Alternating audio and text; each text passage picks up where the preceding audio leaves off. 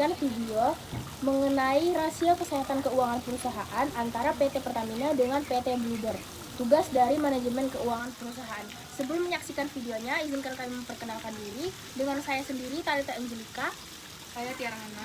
Saya Karim Siboya. Saya Cynthia Andini. Saya Rizky Auliani. Selamat menyaksikan. Nah, sekarang kita masuk ke topik pembahasan yang pertama, yaitu latar belakang. Di dalam dunia bisnis, penting bagi perusahaan untuk menjaga rasio keuangannya tetap sehat agar mampu bertahan dan tumbuh di dalam dunia persaingan. Nah, rasio keuangan ini digunakan untuk menilai likuiditas, profitabilitas, dan solvabilitas sebuah perusahaan. Maka dari itu, analisis ini dilakukan terhadap dua perusahaan.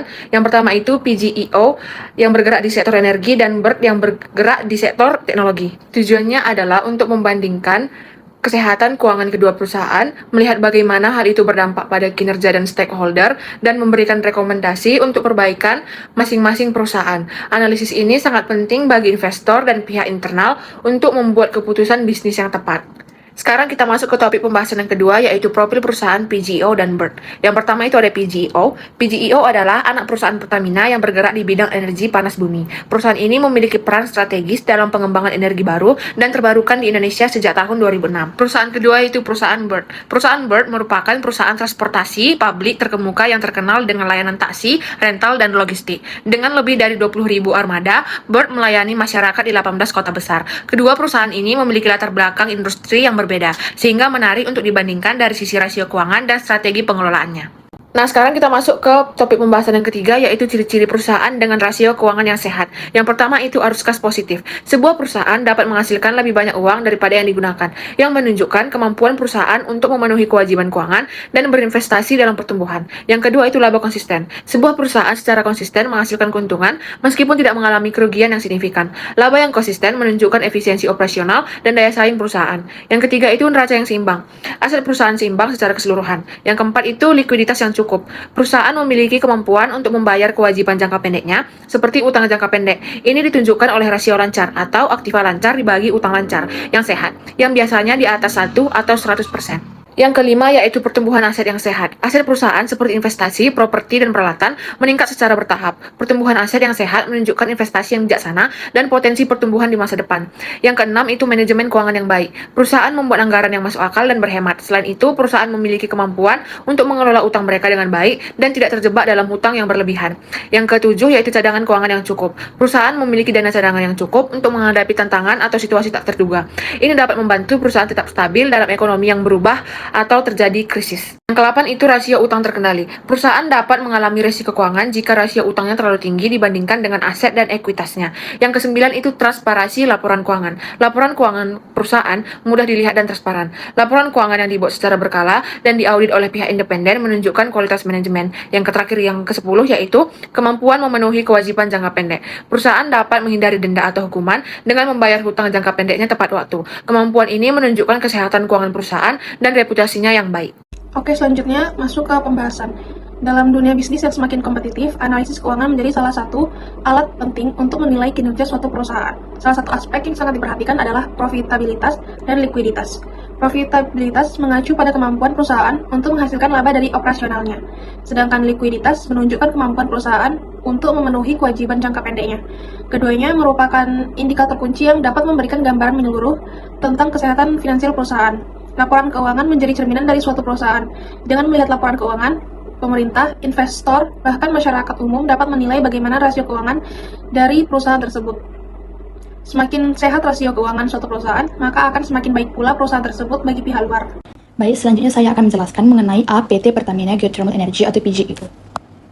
Jadi yang pertama ada rasio likuiditas, yang pertama ada current ratio atau rasio lancar, yaitu adalah aset lancar dibagi dengan liabilitas lancar. Rasio ini mengindikasikan kemampuan perusahaan membayar utang jangka pendek dengan aset lancar yang dimilikinya. Pada tahun 2023 terdapat 353,65% dalam kondisi sangat baik, menunjukkan aset lancar dapat menutupi kewajiban lancar lebih dari 3 kali lipat. Pada tahun 2022 terdapat 50,51% turun drastis, mengindikasikan tantangan likuiditas. Dan pada tahun 2021 terdapat 139,99% dalam kondisi stabil dan juga memadai. Yang kedua, ada quick ratio, rasio cepat, yaitu adalah aset lancar dikurang persediaan, dibagi dengan liabilitas lancar. Rasio ini lebih konservatif karena tidak memasukkan persediaan yang mungkin sulit dicairkan. Pada tahun 2023, terdapat 344,38% dalam kondisi sangat kuat, aktiva lancar tanpa persediaan dapat melunasi kewajiban lancar. Pada tahun 2022, terdapat 48,17% dalam kondisi rendah, menunjukkan masalah likuiditas di tengah tahun tersebut. Dan pada tahun 2021, terdapat 131,75% dalam kondisi cukup baik. Selanjutnya ada cash ratio atau rasio kas, itu adalah kas dan setara kas dibagi dengan liabilitas lancar. Rasio ini mengukur kemampuan perusahaan membayar utang jangka pendek hanya dengan kas yang dimilikinya. Pada tahun 2023 terdapat 277,63% dalam kondisi kas cukup tinggi untuk melunasi utang lancar. Pada tahun 2022 terdapat 30,58% dalam kondisi sangat rendah, dan pada tahun 2021 terdapat 62,71% dalam kondisi yang sedang. Selanjutnya kedua ada rasio profitabilitas. Yang pertama ada net profit margin atau NPM, margin laba bersih, yaitu adalah laba bersih dibagi dengan pendapatan bersih. Rasio ini menunjukkan persentase keuntungan dari setiap rupiah pendapatan. Pada tahun 2023 terdapat 40,26% dalam kondisi yang tinggi, menunjukkan efisiensi operasional. Pada tahun 2022 terdapat 32,98%, itu ada meningkat dari tahun sebelumnya. Dan pada tahun 2021 terdapat 23,06%, masih baik untuk industri energi. Selanjutnya ada return on assets atau ROA, tingkat pengembalian aset, itu adalah laba bersih dibagi dengan total aset. Rasio ini mengukur efisiensi perusahaan dalam menghasilkan laba dari aset yang dimilikinya. Pada tahun 2023 terdapat 5,52%, yaitu efisiensi aset meningkat. Pada tahun 2022 terdapat 5,14%, relatif stabil, dan pada tahun 2021 terdapat 3,55% yang menunjukkan perbaikan bertahap. Selanjutnya ada return on equity atau ROE, tingkat pengembalian ekuitas, itu adalah laba bersih dibagi dengan ekuitas pemegang saham. Rasio ini mengukur kemampuan perusahaan menghasilkan laba dari modal yang diinvestasikan oleh pemegang saham. Pada tahun 2023 terdapat 8,30%, menurun dibandingkan 2022 tetapi masih baik. Pada tahun 2022 terdapat 10,14%, puncak performa. Dan pada tahun 2021 terdapat 6,92%, yaitu pertumbuhan moderat. Selanjutnya ketiga ada rasio solvabilitas, itu adalah mengukur kemampuan perusahaan dalam memenuhi kewajiban jangka panjangnya. Beberapa rasio yang umum digunakan adalah yang pertama ada debt to equity ratio atau rasio utang terhadap ekuitas, itu adalah total utang dibagi dengan ekuitas pemegang saham. Rasio ini menunjukkan seberapa besar perusahaan menggunakan utang untuk membiayai asetnya. Yang kedua ada debt to asset ratio atau rasio utang terhadap aset, itu adalah total utang dibagi dengan total aset. Rasio ini mengukur seberapa besar aset perusahaan dibiayai oleh utang. Selanjutnya yang keempat ada rasio aktivitas, itu adalah mengukur efisiensi perusahaan dalam mengelola asetnya. Beberapa contoh rasio aktivitas, yang pertama ada inventory turnover atau perputaran persediaan, itu adalah harga pokok penjualan dibagi dengan rata-rata persediaan. Rasio ini menunjukkan berapa kali persediaan terjual dalam satu periode. Yang kedua ada receivables turnover atau perputaran piutang, itu adalah penjualan kredit dibagi dengan rata-rata piutang. Rasio ini menunjukkan berapa kali piutang berhasil ditagih dalam satu periode. Yang selanjutnya ada total asset turnover atau perputaran total aset, itu adalah penjualan bersih dibagi dengan total aset. Rasio ini mengukur efisiensi perusahaan dalam menggunakan seluruh asetnya untuk menghasilkan pendapatan. Yang kelima, rasio nilai pasar. Rasio nilai pasar mengukur nilai perusahaan mata investor. Beberapa contoh rasio ini, yang pertama, price to earnings atau PE, rasio harga terhadap laba, harga saham per lembar dibagi dengan laba per lembar saham. Rasio ini menunjukkan beberapa banyak investor bersedia membayarkan untuk setiap rupiah laba perusahaan. Yang kedua, price to book atau PB, rasio harga terhadap nilai buku, harga saham per lembar dibagi dengan nilai buku per lembar saham. Rasio ini mengukur apakah harga saham perusahaan mencerminkan nilai aset bersihnya. Yang keenam, kebijakan dividen. Kebijakan dividen berkaitan dengan keputusan perusahaan untuk membagikan sebagian labanya kepada pemegang saham. Beberapa hal yang perlu diperhatikan. Yang pertama, payout ratio, persentase laba bersih yang dibagikan sebagai dividen. Sekitar 80% dari laba bersih dibagikan sebagai dividen. Yang kedua, dividend yield. Dividen per saham dibagi dengan harga saham konsisten kisaran 5-6%, menjadikannya menarik investor yang mencari pendapatan pasif. Yang ketiga, konsistensi pembayaran dividen. Apakah perusahaan secara teratur membagikan dividen dan dalam jumlah bersihnya? Yang ketujuh, struktur modal. Struktur modal mengacu pada komposisi utang dan ekuitas yang digunakan perusahaan untuk membiayai asetnya. Struktur modal PGAO tergolong solid, didukung oleh fundamental keuangan yang kuat dan kinerja perusahaan yang positif. Namun, penting untuk terus memantau kinerja keuangan, tren saham, dan faktor-faktor eksternal yang dapat mempengaruhi struktur modal perusahaan di masa depan. Tingkat utang, seberapa besar perusahaan menggunakan utang untuk pendanaan? Oke, kita masuk yang B, PT Bluebird Tbk. Yang pertama, rasio likuiditas dibagi menjadi 3. Yang pertama ialah rasio lancar atau current ratio. Aset lancar atau kewajiban lancar menggambarkan kemampuan perusahaan membayar utang jangka pendek dengan aset lancar.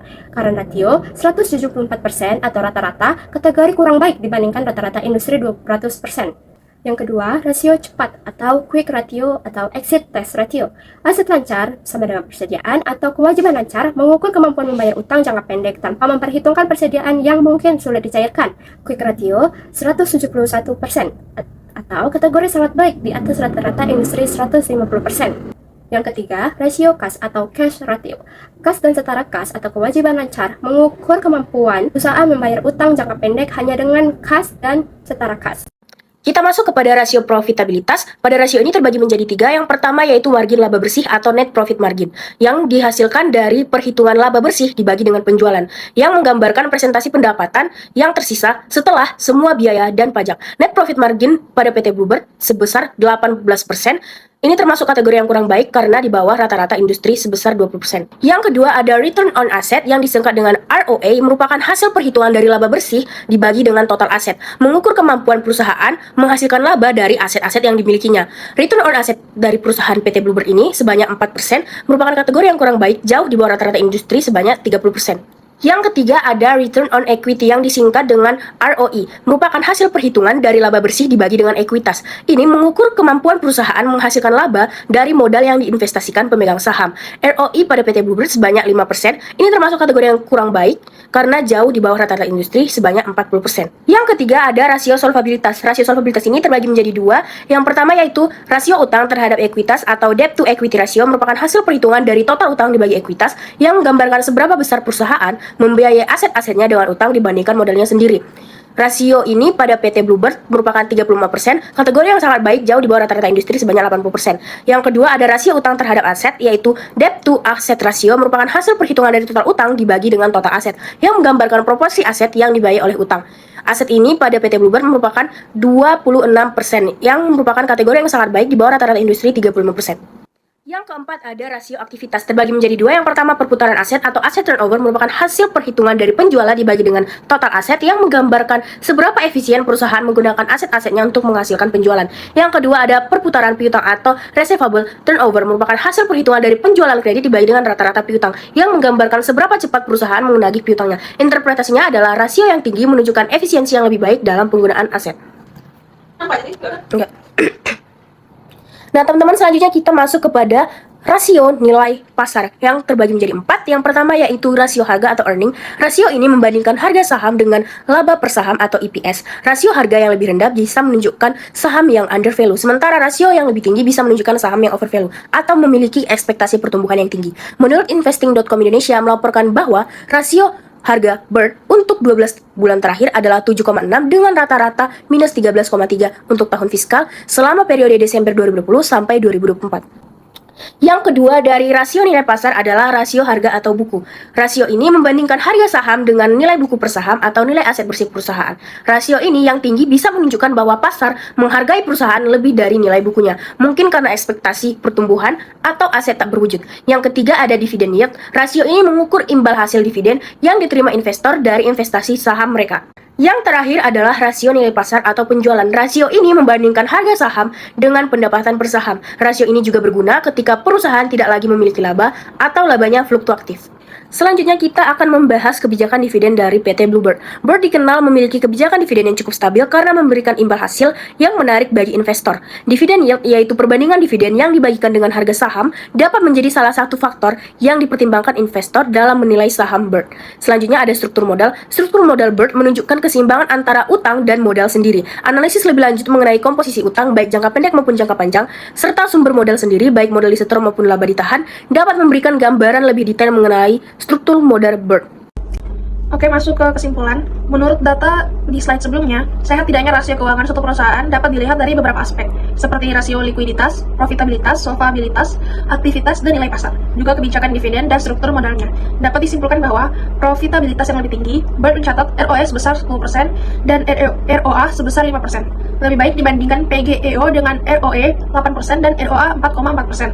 Leverage rendah, debt to equity rasio Bird hanya 0,23%. mencerminkan risiko utang yang lebih terkendali dibandingkan PGEO. Kemampuan bayar bunga yang kuat, interest coverage ratio BERT mencapai 20 kali, menunjukkan kemampuan perusahaan membayar bunga utang dengan baik. Likuiditas yang memadai, meskipun likuiditas BERT lebih rendah dibandingkan PGEO, rasio tersebut masih berada pada tingkat yang sehat dan cukup untuk memenuhi kewajiban jangka pendek.